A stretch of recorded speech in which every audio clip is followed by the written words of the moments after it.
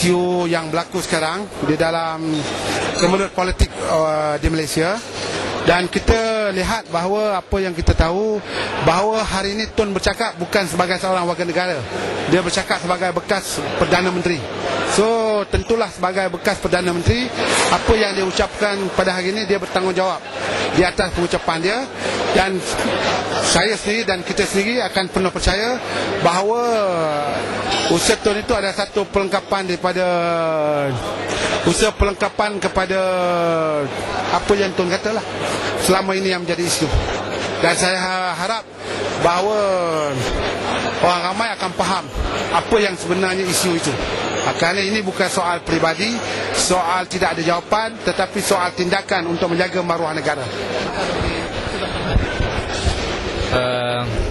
Saya rasa maklumat-maklumat yang telah didedahkan oleh Tun adalah maklumat-maklumat yang penting dan amat crucial dipertimbangkan oleh mana-mana rakyat lah, seluruh anggota masyarakat. Soal maklumat-maklumat itu mungkin dipertikaikan kebenarannya oleh pihak lain, itu soal lain. Tapi saya rasa persoalan-persoalan dan yang telah beliau sentuh, terutama sebagai seorang bekas Perdana Menteri, sudah tentu kita tak boleh pandang enggan dan perlu betul-betul melihat apakah penyelesaian di sebalik kemelut yang besar-besar yang beliau timbulkan tersebut. Jadi cuma bagi saya dalam sesi hari ini kita kurang melihat atau membincangkan jalan penyelesaian. Saya tak menyalahkan Tun lah, mungkin ruang soal jawab dan ruang masa yang ada. Saya rasa dalam di masa yang dalam ruang yang lain, yang perlu kita fokus dan tumpukan adalah apakah penyelesaian di sebalik atau penyelesaian kepada masalah-masalah yang beliau timbulkan.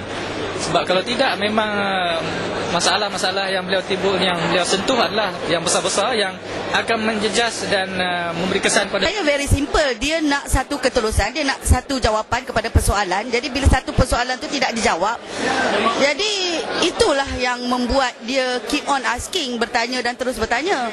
Dan saya rasa mungkin kita yang tidak mempunyai jawatan atau tidak dikenali, mungkin mempunyai persoalan yang sama seperti Tun, tapi tidak mempunyai kesempatan untuk bertanya.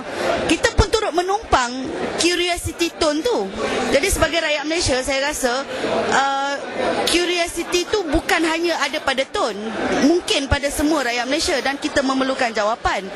Saya perhatikan Tun membangkitkan beberapa isu yang sangat fundamental, menyentuh mengenai pentadbiran kerajaan Perdana Menteri Abdullah Badawi. Tun juga mendedahkan secara subtle, secara cermat, berhemah tentang beberapa amalan dalam pentadbiran kerajaan sekarang. Antaranya tentang wujudnya pihak tertentu yang menggunakan fasilitis Jabatan Perdana Menteri secara khusus di tingkat 4 yang mempunyai pengaruh yang sangat besar dalam menentukan perjalanan dan dasar sebuah negara. Termasuk yang dicontohkan oleh Tun ialah pengaruh kumpulan ini yang beroperasi di tingkat 4 yang turut memberi nasihat tentang bagaimana JLC harus ditadbir, ke mana patut mereka membuat pelaburan. Bahkan secara sinis Tun sifatkan bahawa hatta kalau terpaksa menjual beberapa aset strategik negara kepada negara yang bukanlah kuasa besar sangat di selatan, itu juga harus diikuti dan dipatuhi. Perbuatan menggunakan premis dan kemudahan di Jabatan Perdana Menteri yang kemudiannya mempengaruhi cara pentadbiran sebuah negara adalah satu amalan yang saya fikir sebagai tidak sihat. Sepatutnya pentadbiran negara berjalan mengikut konsensus jamaah menteri Malangnya itu tidak berlaku. Tun mengesahkan bagaimana wujudnya budaya mengampu pada tahap tertinggi. The leaders is always right. The government can do no wrong. Jadi isu ini tidak dilihat dari segi merit, ya, tetapi ia dilihat dari segi interest kumpulan. Tun sifatkan bahawa perkara yang dibangkitnya tidak pernah terjawab. Yang timbul ialah sokongan, ya, secara berlebihan.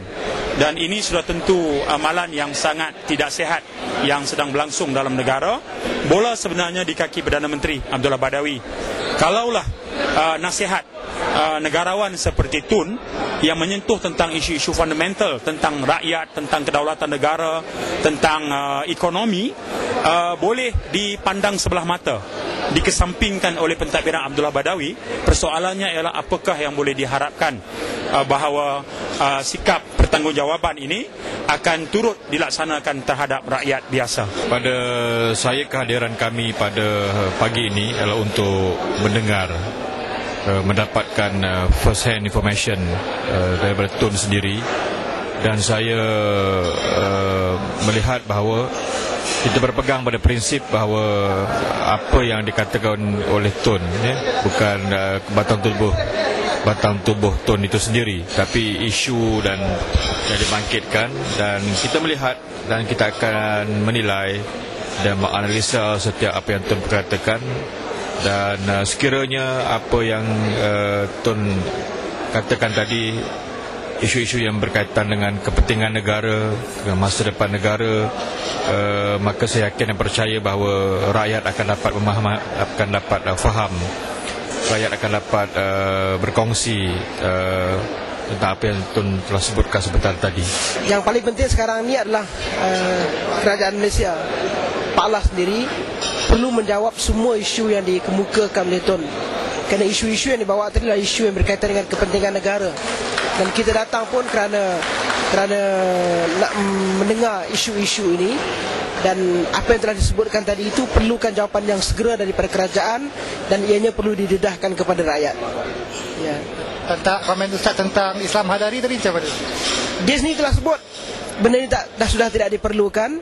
Dia bekas Perdana Menteri, dia terlibat mungkin di peringkat awal, dan dia sendiri menyebut bahawa yang diperlukan sekarang adalah Islam yang asal.